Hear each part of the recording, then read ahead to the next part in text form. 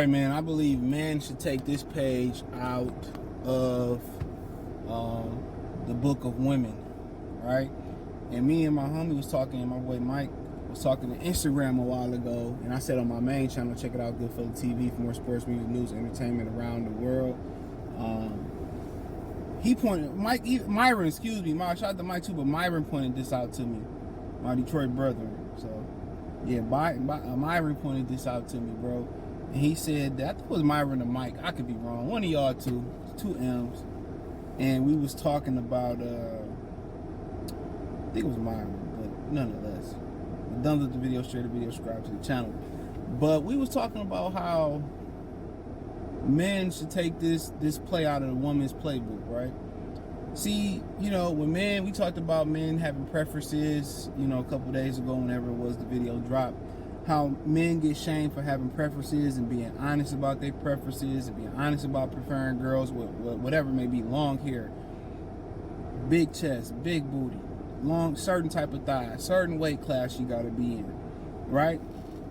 And you get shamed for that. You get shamed for critiquing women on how you want them to dress. Even if you want her to be in Habib or Habab, whatever they call it, or you want, you know, whatever it may be, you get shamed for quote unquote, they weaponize these words like control, you know what I'm saying, or insecure. And they try to, that's all part of manipulation for you to get your guard down and just say, okay, it's like Eddie Murphy said in Eddie Murphy Raw, and I'm gonna do it when I'm able to go live on this channel. I'm gonna do a live on that. How that's one of the original red pill, you know, movies or you know, whatever. It's technically a movie, right? You know, I'm gonna do a live on that.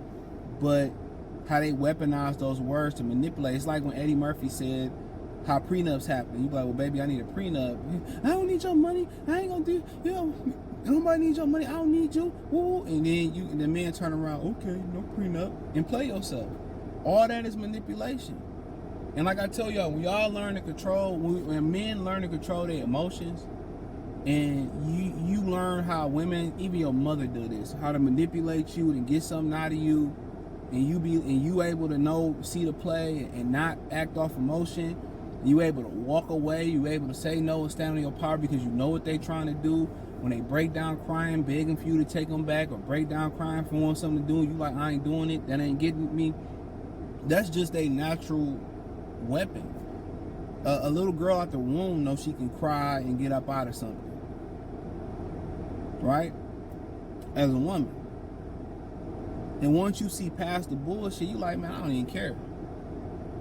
I'm moving on. But the power in that too is that she gonna respect you. Once you do that, she gonna respect you. I'm getting to something though, but she's gonna respect you after you do that. And this is what Pookie, Tyrone, this is what the elitists of men, the Alpha Prime, what they call it, the Alpha Prime, I forget what Ron Wills called the top select guys, but the guys that have success with women and successful relationships with women, they understand that. I'm not budging, I'm not compromising. Now, if you want to go make a decision without my consent, this shit is over with. You gotta deal with the consequences. And I'm not going to bail you out. It's as simple as that. And if she say, well, you know what, I'm out, let her be out. Guess what? Just like you got her, you can get another one. She you know, like Coach Greg Adams say, she did you a service. She saved you the stress. But what women do that men need to do and take a play out is keep their preferences to themselves. A woman will lie in your face about everything, but they will lie in your face about preferences. It was a guy that said, well, I don't date single mothers. I think that's the video we was talking about. Guy that went on the dating show, they showed the date, and he said, well, I don't really mess with single mothers or whatever, right? So then on the date, on the show, they replayed them going on a date, and she said, why you don't date single mothers? You came from a single mother, blase, blah, blase, die. And he broke down why he didn't, you know, be a single mother. But then the conversation, he said, well, I'm a high value man. I don't have to deal with that. And she said, well, just because you got money doesn't make you a high value man. Or just how you look doesn't make you a high value. How tall you are don't make you a high value man. You know, they start breaking these things down. It's, you know, with a mindset like you don't want to date single mothers, you can't be a high value man. That's basically what the conversation was, right? She's freaking lying. She's lying. Because all those things she brought up is why he's a high value man, and she know she's trying to manipulate him into dating her and dropping his preferences. That's what they, once again, that's why I brought up the manipulation tactic. This is how we end up getting on this conversation. She manipulated him to shame him, and the women on the panel to shame him, and the guy on the panel joined in because he wants some cheeks on the panel to shame him and make him feel bad. But if he's a real high value man, he didn't give a hell about what they say. That's my unbreakable rule.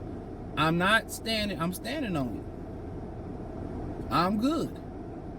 You just ain't my type. Just like if I didn't have this money, just like if I wasn't this certain height, just because I ain't look the way I look, you wouldn't mess with me.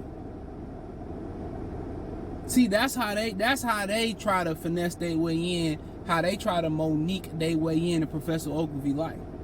They try to manipulate, hang around, shame you with your friends and all that. You know what I'm saying? Right? But they hide their true preferences. They hide their true preferences, bro. They don't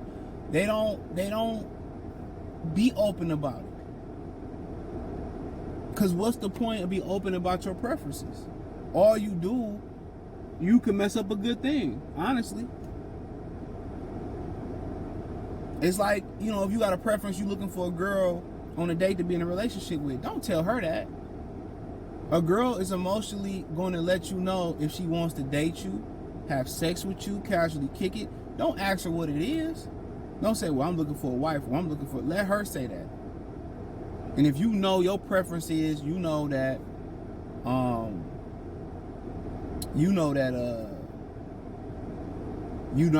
dating to wife, you dating just to have sex, or you dating just to kick it. And she said, well, I really want a husband. Okay.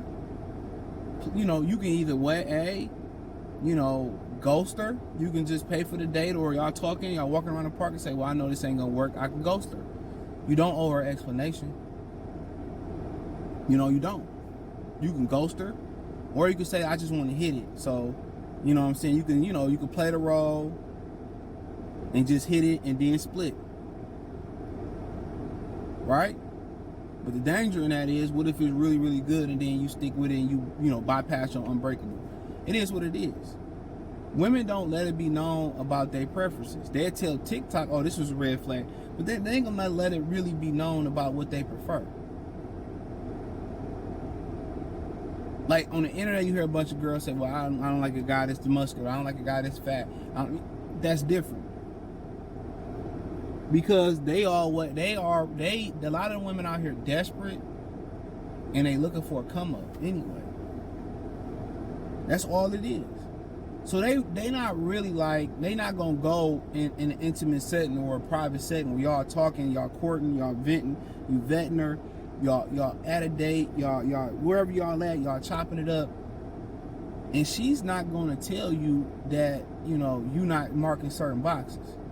Even if she tell TikTok, even if you ain't marking certain boxes, she gon' you cool to hang around with or whatever, but she know you ain't her type. She'll still try to friend zone you to keep you around. She'll still try to friend zone you, or we cool, and try to make you wait 90 days and 90 turn to 180 or whatever it may be. She'll just try to kind of keep you there. Right? And then when another dude piss her off, or her main dude piss her off, or Tyrone in jail, and she feel bad, or Tyrone or Chad then pissed her off, then she let you get your sympathy booty, just to give you a little booty to keep you around, just enough to keep being her errand boy. Or give you a hug, and then upgrade it to a kiss, and then upgrade it to sitting on your lap, and just continue to tease you just to get the benefit out of you without giving the sugar. That's why sugar daddies were so popular, because before Viagra and all these drugs were so accessible, all you had to go in there is rub on them, fix them a plate, play with it a little bit, pause, and then he go to sleep, and then you run the streets and do what you want to do. The game didn't change. Now sugar daddy need the sugar, and now he wearing that ass out. So when you go run back to Tyrone and Pookie and Ray Ray, now that box a little bit more, you know, it ain't as prime as it once was. Granddaddy, Uncle Willie knocking it out. Mr. Willie knocking it out the park. Mr. Earl knocking it out the park. But that's how women do. Women can in the intimate section, not on social media like that, they kind of hide their preferences. And I think it was me and Myron talking. He was like, yeah, I know exactly when a woman answers certain questions in a certain way on a date, I know exactly I'm not going to be in a relationship, or I know exactly I'm not going to wife her, or I know exactly she ain't my type, but I just sit there, I wait, I hit, and I split. And that's one of the options that dudes is going to do. But I'm not about to wait, be giving you money, take you on dates, and split it. But if we talking, and we go that far, and I think you cool or whatever, and you don't mark a certain box, you know, you don't mark a certain box, cool. So then again, you got, you know, you could play the role, which, you know, it is what it is. Whatever role you play. If it's y'all just, you know, you just pulling up or whatever, y'all just kicking it, y'all dutching it out, cool. You want to play that role, and she pays some time, you pay some time, that's, y'all just cool. Or you just want to, which most of us do, just cut right into her. Like, yo, let's go back to my place. Or next time you see her, hey, come over. I got something I want to show you. Or I want to cook for you at the crib. Come to the crib. I got some wine. Let's chill at my crib. And she be like, nah, I'm good. I don't feel comfortable. Good. All right, you lose that number, you ghost her ass. Don't even say, okay. You can say, okay, but I wouldn't say shit. I'll just block the number and keep it moving. Or delete the number and keep it moving. Because most women don't fit the profile of being cool. Most women don't fit the profile of Dutchie. Most women don't fit the profile of just hanging out with and having a good time anyway and just being friends. Most of them don't. 95% of them, 0.5% suck as friends. They're horrible to be around. They're not funny. Right? The environment you go over, you are hanging out, it's just not cool to be with. If they are that cool as a woman, you got to ask yourself, what's wrong with them? So, if you do got a female friend that you kick with like that and it's just casually kicking it, it's cool. She paying some time, you paying some time. I can fuck with that. That's cool. Until you know, especially if you ain't looking for something serious. Now, if you looking for something serious, okay, she cool to hang around until you find something serious. Or maybe you feel like it might manifest something that's different than the friend zone. The friend zone is you paying for everything. Every time she call you, you doing something. Or you call her for a favor, she doing it, she paying some time. Y'all just cool. That's how me and my homeboy, my best friend, hang out. Like, we go out one time, shit, I got this shit. I got the tickets. We want to Piston game, I got the tickets. Next time we going to Big 3, oh, he got the tickets. Or I got this round, you got that round. So I'm perfectly fine with that, but that's just me. But like 95, like the other 4.5% of women, that's only a small percent. That's less than 5% of women are like that. Because they always got an agenda and trying to get something out your ass. You know?